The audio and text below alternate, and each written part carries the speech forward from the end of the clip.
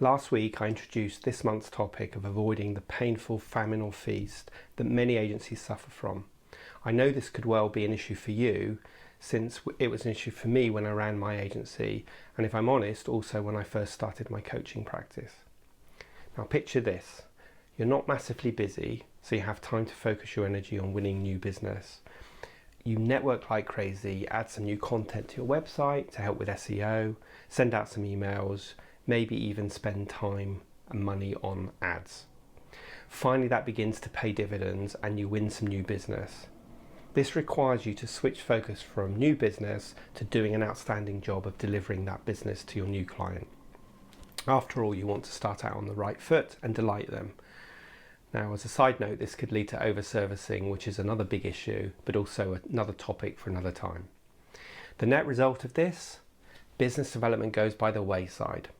Fast forward some time, and over time naturally projects come to an end, but because you've been so totally focused on delivery, you're now staring at gaps in your order book, and this leads to potential cash flow issues, which then leads you to make poor decisions because you need to fill that capacity. Otherwise you won't be able to pay yourself or your team or pay the bills, and this leads to potentially taking on any kind of work, read the wrong kind of work, or discounting or overpromising in order to win business. So now you have some new projects, but they are a discounted rate or the wrong type of project, and that makes it hard to please the client. So you're super focused on delivery. Now, the wrong type of over-serviced work leads to stress in your agency and shorter-term relationships, which then leads to gaps in your order book, and so the cycle repeats. If you want to break this cycle, it's clear that we need to do something differently. There's no easy answer to this, but the truth is we need to be great jugglers when we're running an agency. Fundamentally, you need to be really good at three things. So let me outline them. Number one is delivering your service. And let's face it, we're usually good at this since this is why we started our agency in the first place.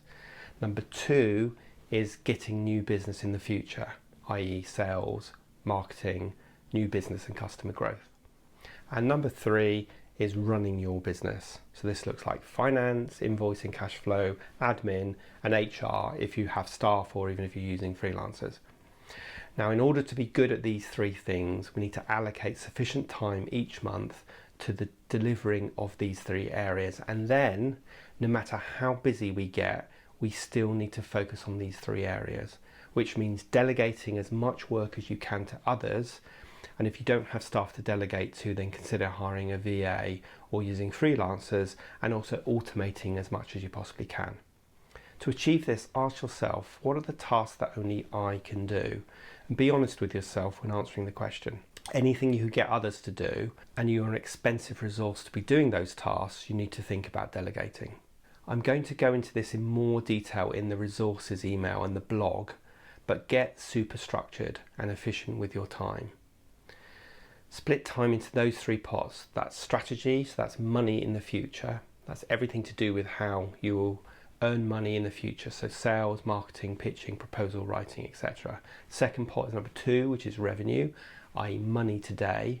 And this is all the client projects that you have going on this month or you have booked. And thirdly, number three is admin, which is the necessary cost to ensure the smooth running of your agency. So that's finance, invoicing, HR, as I mentioned earlier. So what is the ideal weekly split for you? Get disciplined at sticking to this time split will really help you ensure that your limited time is used in the most effective way and stop that famine and feast cycle that so many agencies put themselves through because they don't know any better. But now you do. One way you can work out what the best split is for you is by keeping a diary for 2 weeks. At the end of each day, write down an approximation of how much time you split your day between those three pots I've already mentioned. Also, write a list of tasks that you do that fit into these three pots. At the end of 2 weeks, you can see how you split your time. Is that the right split? Probably not. You probably spend way too much time in revenue, and you might spend too much or not enough time in admin, in which case, what do you need to change? Consider what an ideal split would be. Something like 50% revenue, 40% strategy, and 10% of your time in admin. And then figure out what you need to stop doing, automate, delegate or ditch. Now, of course, once you have these splits worked out, you need to work out actually what do you do in each of those pots of time. Now, clearly revenue is all about client delivery, and I hope you have this nailed. Admin is about ensuring you invoice on time and you allocate enough time to do your credit control so you avoid any cash flow issues. And if you have staff, admin also means managing them effectively, giving yourself the best chance of retaining your staff for the long term. More on all of this in future blogs and videos. Strategy is all about planning and sales and marketing. So what do you do to win new clients? Sadly, there's no magic bullet that I can share with you about winning new business, despite what you might read on the internet. The reality is it takes focus and hard graft. So make sure that you're spending your time here wisely. What business development activities work for you? Some of them will be short term, such as networking or reconnecting with old clients. Some will be mid-term, e.g. building partnership relationships and managing those relationships so that one relationship might bring you 3 to 4 clients a year, which is much easier than you directly finding those 3 clients. And then long term could be activities such as your social media, blogging and video content like this. The key here is to work out what has worked for you in the past or what works well in your sector, and do 3 to 4 things really well and do them consistently. Avoid the shiny new object syndrome, which is a time sucker and gets you nowhere.